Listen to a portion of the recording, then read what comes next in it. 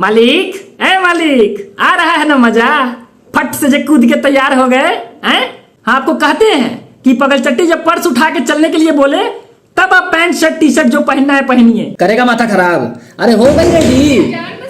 अभी तो वैसे ही पगला है मालिक। जब एक बारी पगलचट्टी बोल दी कि 5 मिनट में रेडी हो जाएगी तो आप हर आधा घंटा पे हमको काहे धबधबा रहे हैं? धबधबाए नहीं तो कितना देर वेट करें रे?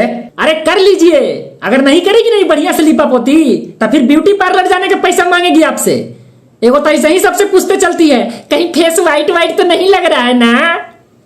पागल कहाँ के। अरे यार ये क्या कर रहे हैं? धबधबाने के लिए मना किए तो हमारे सामान पकड़ के हिला रहे हैं। हमको अच्छा नहीं लगता है। हमारा माथा मत खनकाओ तू। तो निकालिए जल्दी पगलचट्टी को यहाँ से। हमको इसको प्रोटेक्शन देने का जरा भी मन नहीं करता है मालिक।